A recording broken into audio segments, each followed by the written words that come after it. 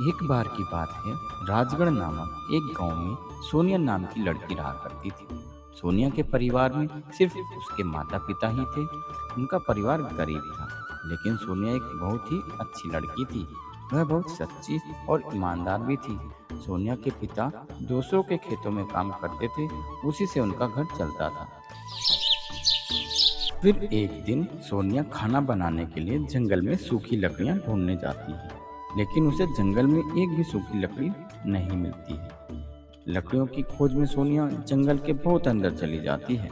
जंगल में ज्यादा अंदर जाने पर सोनिया को एक रोशनी दिखाई देती है। सोनिया उस रोशनी के पीछे पीछे चलती है। अंत में वह रोशनी सोनिया को एक बड़े से महल के पास ले जाती है।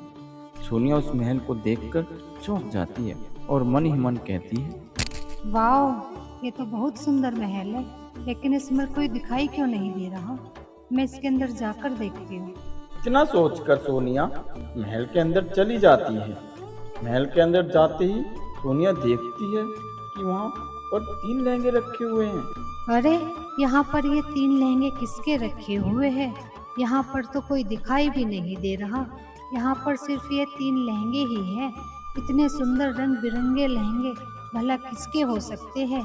क्यों ना मैं और अंदर चलकर देखूं, क्या पता कोई मिल जाए। इतना सोचकर सोनिया महल के अंदर चली जाती है। सोनिया महल की ओर अंदर जा ही रही होती है कि वहाँ पर उसको राजा मिल जाता है। राजा को देखकर सोनिया डर जाती है और राजा से कहती है, आप मुझे माफ कर दो, मुझे पता नहीं था कि आप इसके अंदर होंगे। कोई बात नहीं बेटी, तुम मुझसे डरो मत। क्या आपके सिवा इस महल में कोई नहीं रहता? जब मैं अंदर आ रही थी मैंने देखा वहाँ 3 लहंगे रखे हुए हैं। किसके हैं वो 3 लहंगे? बेटी, इन सब के पीछे बहुत लंबी कहानी है। महाराज, मुझे बताइए इसके पीछे की कहानी। बहुत समय पहले की बात है। मेरे पास 2 रानियां हुआ करती थी। एक दिन मैं जंगल में कहीं जा रहा था, तो मुझे जंगल में ही एक युवती पसंद आ गई। मैं उससे शादी करना चाहता था, इसलिए मैंने महल में पहुंचकर अपनी दोनों रानियों से बात बताई। सुनो मेरी दोनों रानियां, मुझे ये युवती पसंद आ गई है और मैं उससे शादी करना चाहता हूँ। आप दोनों शादी की तैयारी कीजिए। ठीक है महाराज। एक रानी शादी की तैयारी में लग जाती है, लेकिन दूसरी रानी को राजा की तीसरी शादी बिल्कुल पसंद नहीं थी। नहीं, ऐसा कभी नहीं हो सकता। मैं महाराज को और शादी नहीं करने दूंगी। मुझे महाराज को शादी करने से रोकना ही होगा। थोड़ी देर सोचने के बाद दूसरी रानी के दिमाग में एक तरकीब आती है और वो तुरंत ही जादूगरनी के पास जाती है और कहती है, सुनो जादूगरनी, मुझे तुम्हारी मदद चाहिए। इसके बदले में जो भी तुम मुझसे मांगोगी मैं तुम्हें दूंगी। आखिर आपका काम क्या है महारानी? आप कहे और मैं न करूं? ऐसा कभी हो नहीं सकता। महाराज को एक बहुत ही अच्छी लड़की पसंद आ गई है और महाराज उस लड़की से शादी करना चाहते हैं। मैं चाहती हूँ कि महाराज उस लड़की से शादी न करें। ठीक है महारानी, मेरे पास इसका एक उपाय है।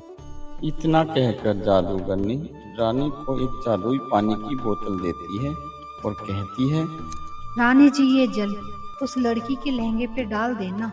जैसे ही वो लड़की लहंगा पहनेगी, वह लड़की भी लहंगे में बदल जाएगी। ठीक है जादूगरनी, अब मैं चलती हूँ। जब मेरा काम हो जाएगा तब मैं तुम्हें बहुत सा सोना चांदी दूंगी। इतना बोलकर रानी वहां से चली आती है। राजमहल में पहुंचते ही रानी उस लड़की के लहंगे पर वो पानी डाल देती है। फिर जैसे ही वो लड़की उस लहंगे को पहनती है तो वह तुरंत ही लहंगे में बदल जाता है। लेकिन रानी गलती से सारे लहंगों पर वो पानी डाल देती है और जैसे ही तीनों रानी अपने अपने लहंगे पहनती हैं, वैसे ही तीनों रानियां लहंगे में बदल जाती हैं। राजा को जैसे ही वो सब पता चलता है तो वो बहुत ही ज्यादा परेशान हो जाता है। अरे, ये मेरी रानियों के साथ क्या हो गया? राजा बहुत ज्यादा परेशान हो चुका था, इसलिए वह जादूगर के पास जाता है।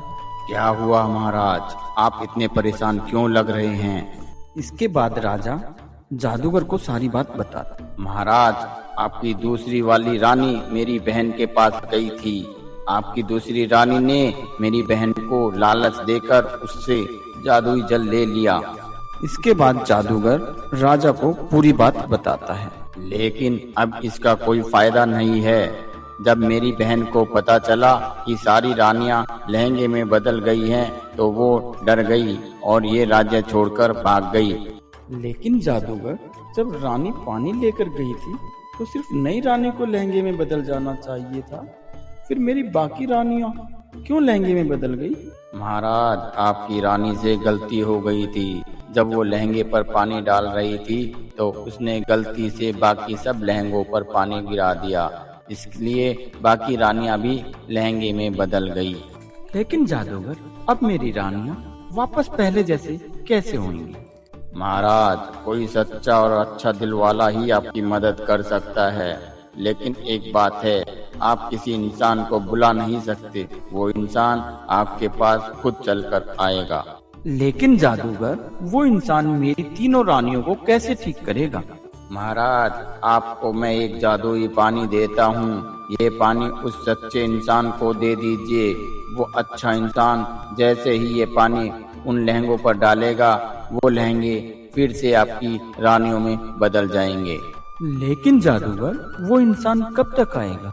महाराज, जिस दिन आप पर ग्रहों की कृपा होगी उसी दिन आपका शुभ दिन आ जाएगा और वो इंसान खुद ब खुद आपके पास चलकर आ जाएगा। लेकिन मेरे ऊपर सारे ग्रहों की कृपा कब होगी? अब तो वो दिन 1 साल बाद ही आएगा। बाप रे बाप, 1 साल बाद? महाराज, आपको इतने दिनों तक इंतजार करना पड़ेगा। हाँ तो बेटी, यही मेरी कहानी है। महाराज, आपकी कहानी तो बहुत ही दुख भरी है, लेकिन वो इंसान कब आएगा? बेटी, तुम ही हो वो इंसान जो मेरी मदद कर सकती हो।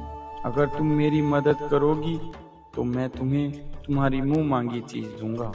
महाराज, मुझे आपसे कुछ नहीं चाहिए, मुझे आपकी मदद करनी है। आप मुझे वो जल दे दीजिए जिससे मैं रानियों को पहले जैसा कर दूं।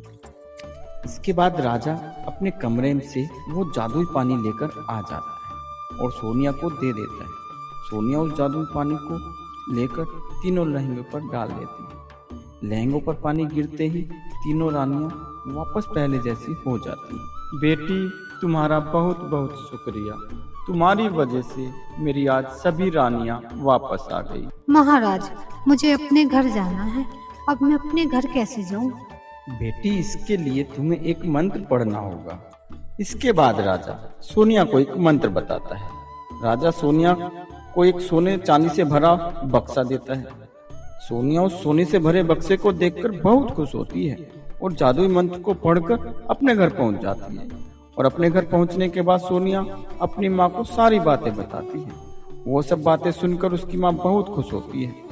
राजा के दिए हुए सोने और चांदी की मदद से सोनिया के पिता एक बहुत बड़ा घर खरीदते हैं और फिर सोनिया और उसका परिवार हंसी खुशी रहने लगता है।